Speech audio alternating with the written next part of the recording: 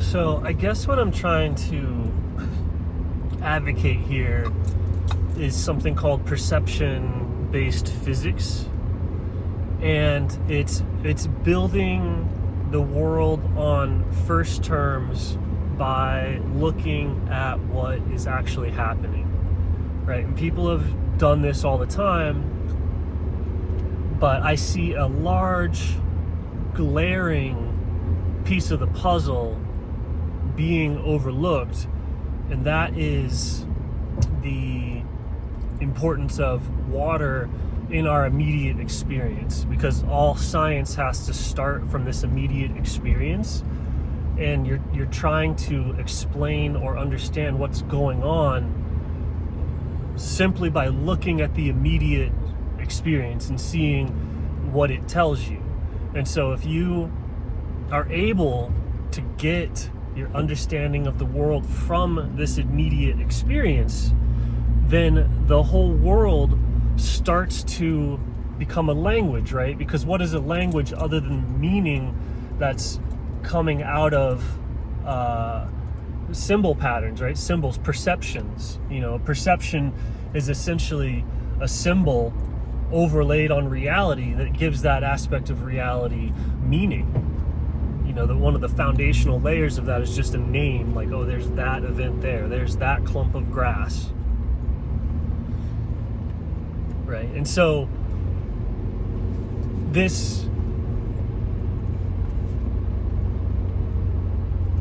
if you can derive the meaning from this immediate experience, everybody that is having this immediate experience is then capable of understanding the world without the mediation of being told, to get their information from something lower than reality, right? From something lower than your direct experience.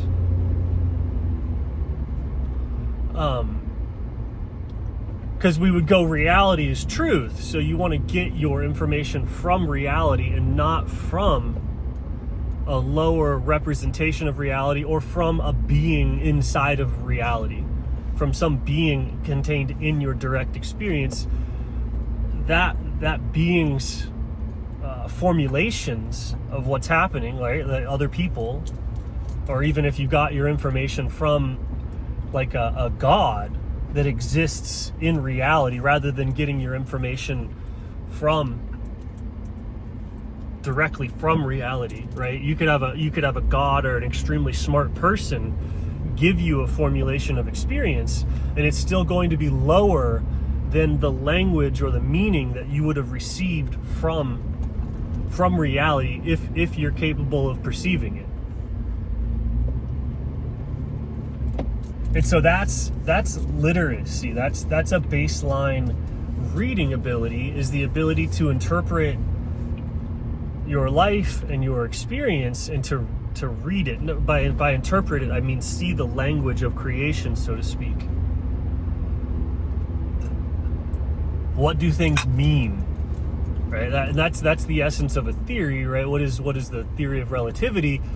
Like it's saying, what is the meaning of light, or what is the meaning of what's the meaning of this experience that I'm having?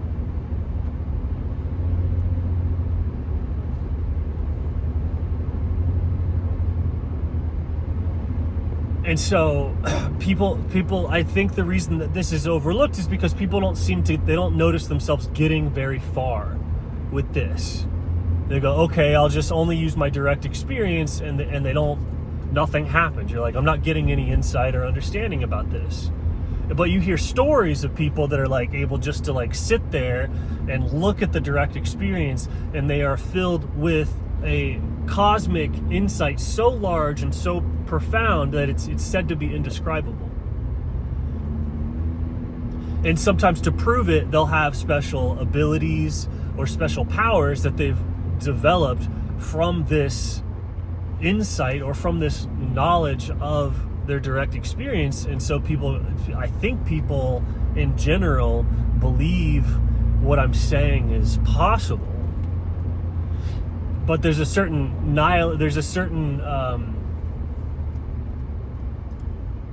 giving up or thinking that it's like widely possible. And so then there's all this arguing over how do we control, or how do we give all of these people who can't, you could call this thinking for yourself, who cannot listen to, what do we do with all the people who can't hear God?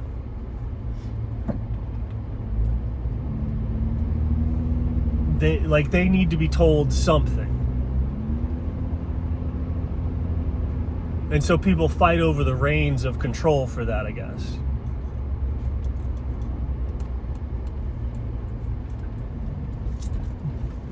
But this project or whatever, this channel,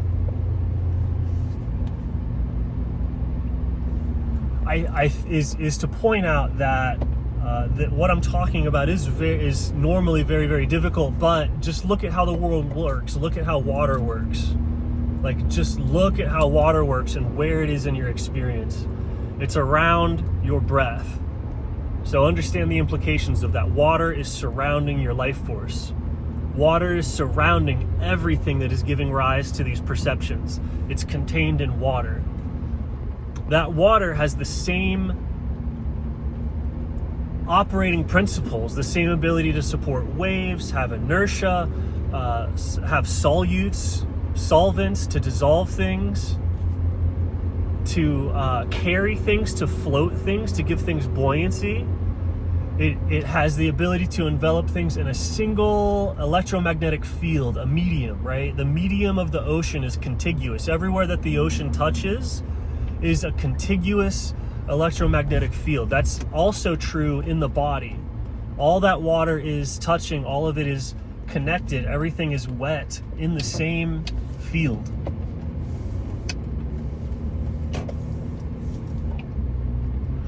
And so just like some things are impossible without water, like floating, like you have to get the field dense enough, like it has to be as dense as water.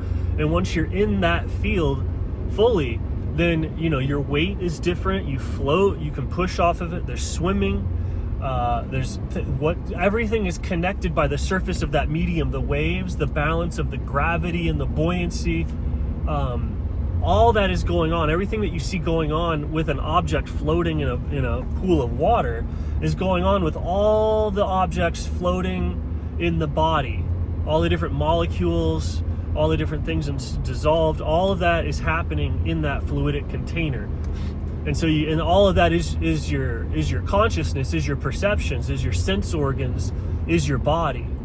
So all of this is happening inside of the water. And when you see that, but you have to think about reality correctly, you have to think the way reality is acting, right? So the way reality is acting is living reality that we know of anyway. Human life is acting through and inside of water.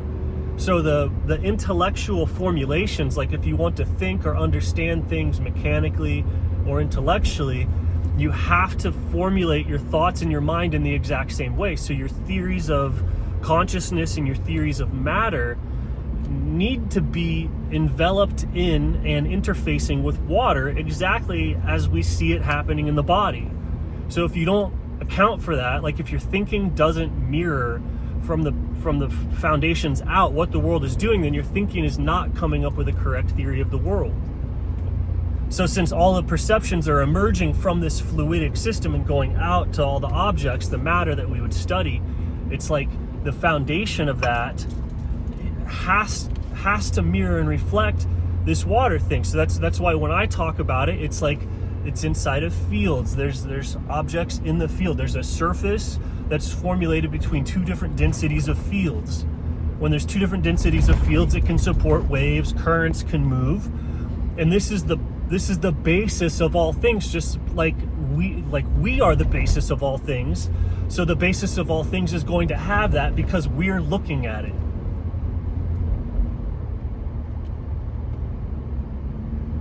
And so you have to you have to formulate a basis that mirrors your foundation, it means it has to mirror your body. Your theories have to mirror the body. And if they don't mirror the body, they're not going to be true, because it's the body that's doing the thinking.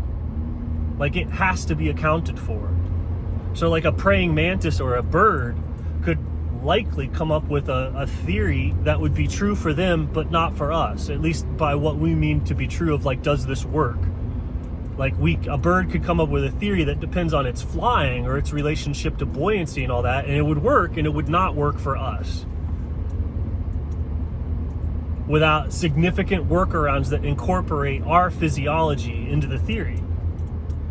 And it would probably be similar, like birds aren't that different from us, but it would be divergent. Like, what we could perceive or experience as truth is going to be different based on our body. And that's going to be different based on each individual, right? Somebody with a grossly different body morphology, right? The difference between somebody with like massive levels of disease or injury or whatever, that body is going to be able to experience and support different truths than somebody who is healthy.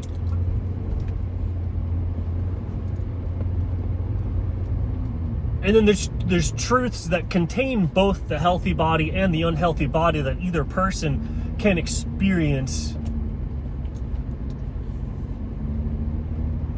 and sort of conceptualize.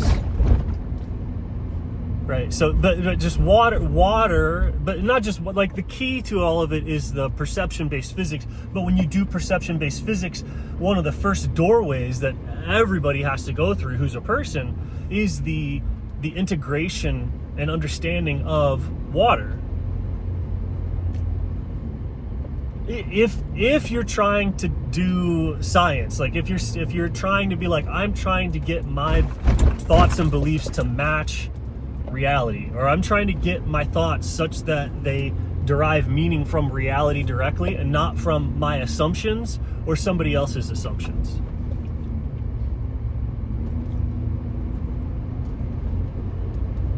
And so, yeah, if you're on board with that project, I want to do this aggressively, right? I want to get, this is, I think it's potentially radically destabilizing in a way if this sort of understanding was to be popularized, because it like water, it connects all the various different parts. There's all these different groups who are in the same body of humanity working towards the same goal. And so how do you organize and connect and unify those goals? And it's with a surrounding medium or water. It's with a common understanding of water, a common belonging of water. And people have described this as like spirit and all this other stuff, but mechanically, like scientifically, it's this connection with water, both physically, but also intellectually. And so I think it could, like, it will. Like, I'm right. This is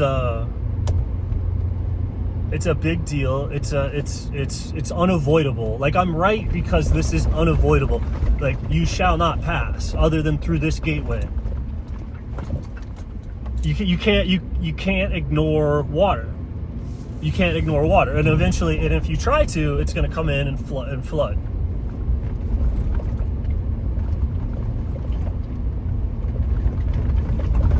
So, like, subscribe, share, insist that people start to grapple with some of the concepts that I'm presenting in these videos.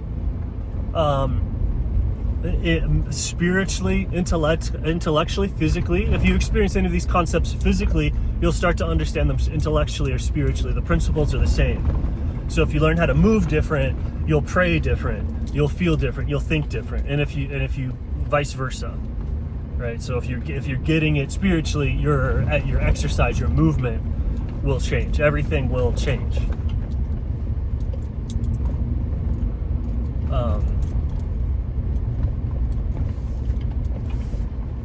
Yeah, it's like this is the coolest thing out there. This is the coolest thing out there. Nobody is talking about or advocating or doing anything that'll have any effect whatsoever in comparison to what this could do.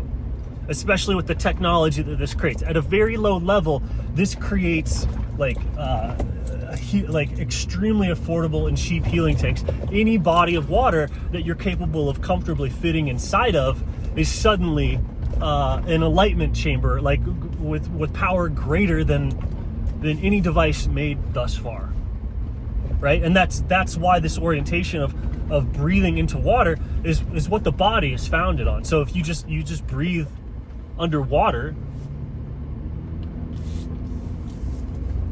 it auto aligns you with reality, which auto improves health, auto improves clarity, auto improves insight, which lets you understand other things about reality, like the nature of material, the nature of the different states of matter, of crystals, of form, of structure. All of these things is easier to comprehend. So the technology of just knowing how to use water to think correctly then opens up deeper levels of healthcare, science, like everything.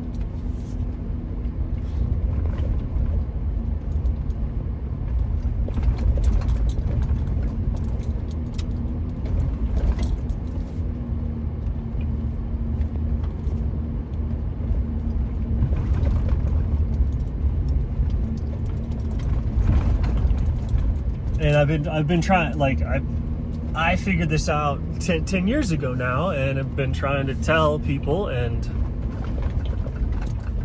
no one will even try it.